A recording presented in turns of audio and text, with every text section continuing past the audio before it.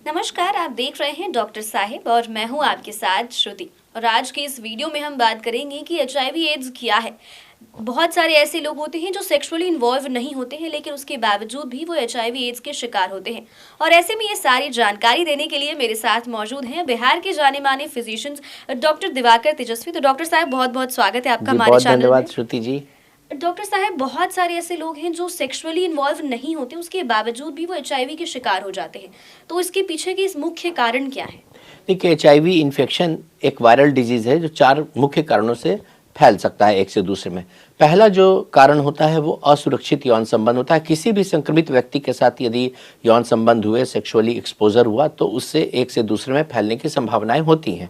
दूसरा जो होता है, अगर किसी भी व्यक्ति जो इन्फेक्टेड है उसे मालूम नहीं है कि उसे इन्फेक्शन है, उससे एक सुई पड़े, नीडल पड़े, या वो गोदना गोदाते हैं, कान छेदाते हैं, नाक छेदाते हैं, और उसी नीडल सिरिंज सुई से बिना स्टरलाइजेशन के दूसरे को यदि वो कोई सुई पड़ जाए या गोदना गोदाएं या नाक या कान छेदाते हैं, तो उससे वो इन्फेक्शन एक से दूसरे में होने की संभावनाएं होती हैं।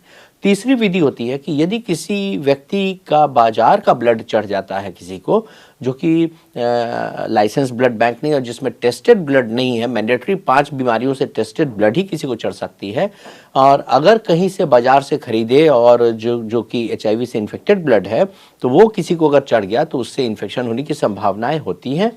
और लास्ट विधि होती है कि अगर मदर को एचआईवी की इन्फेक्शन है, अगर उन्हें पता नहीं है कि उन्हें एचआईवी का इन्फेक्शन है, तो उनसे उनके होने वाले बच्चे को इन्फेक्शन हो सकता है बर्थ के बाद। तो ये 4 विधियां हैं। तो इसलिए ज़रूरी नहीं है कि सेक्सुअल एक्सपोजर हो तभी एचआईवी का ट्रांसमिशन हो। बिना सेक्सुअल एक्सपोजर के भी नीडल सिरिंज सुई से या ब्लड कंटामिनेटेड ब्लड के प्रोडक्ट के चढ़ने से, या माँ को अगर है तो माँ से बच्चे में ट्रांसमिशन की संभावनाएं होती हैं। तो सर, अगर किसी को एचआईवी हो गया है तो वो इससे बचाव कैसे करे? देखिए, एचआईवी अगर किसी को हो गया है तो आज के दिन में उसकी बहुत अच्छी अच्छी दवाइयाँ आ चुकी हैं, जो कि अगर एक मैथमेटिकल मॉडलिंग कहता है कि यदि 20 साल के किसी नौजवान को एचआईवी का इन्फेक्शन हुआ है, वो चिकित्सीय देखरेख में यदि दवाई का सेवन करता रहे और अपने को चेकअप कराता रहे, खान पान पे ध्यान रखे, तो 50 साल और 70-80 वर्ष वो नॉर्मल जीवन यापन कर सकता है। तो पहला तो है कि अगर आपको एचआईवी हुआ है तो भी आप चिकित्सीय देखरेख में सामान्य जीवन यापन कर सकते हैं।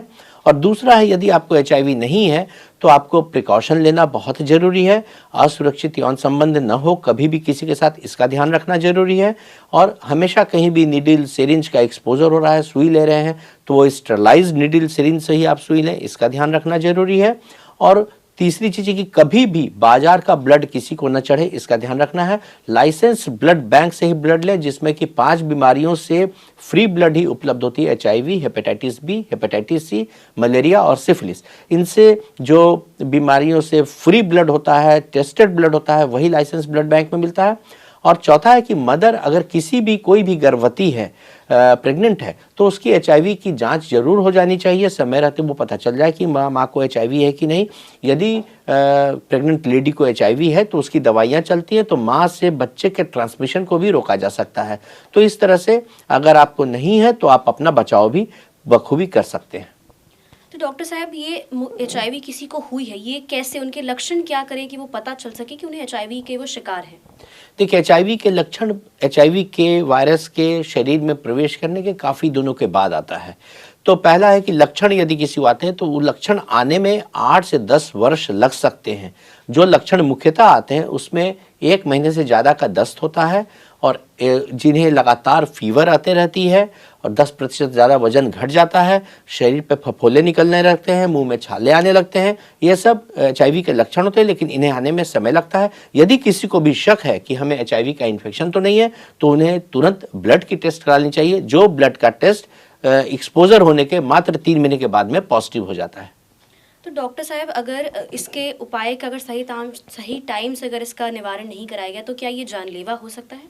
आज के दिन में एचआईवी की इतनी अच्छी अच्छी दवाइयाँ उपलब्ध हैं, जिससे कि यदि एचआईवी से संक्रमित व्यक्ति दवाइयों का चिकित्सीय देखरेख में अगर उसे सेवन करता है तो वो सामान्य जीवन यापन कर सकता है। अब ये लाइलाज बीमारी नहीं है, अब ऐसा नहीं है कि ये डेथ सेंटेंस है। तो एचआईवी अगर संक्रमण हो गया तो ये अन्य क्रोनिक बीमारियों के जैसा ही माना जा रहा है, और लॉन्जेविटी लगभग सामान्य है। तो बहुत बहुत शुक्रिया डॉक्टर साहब, आपने बहुत जो धन्यवाद। जानकारी बताई है। उम्मीद करती हूँ कि डॉक्टर साहब ने जो सारी जानकारी बताई है आपने उन्हें ठीक से सुना और समझा होगा। अगर आप इस वीडियो को फेसबुक पर देख रहे हैं तो पेज को लाइक करें, यूट्यूब पर देख रहे हैं तो चैनल को सब्सक्राइब करें। डॉक्टर साहब से आपके क्या सवाल है हमें कमेंट कर या मेल के माध्यम से आप बता सकते हैं। वीडियो देखने के लिए आपका धन्यवाद।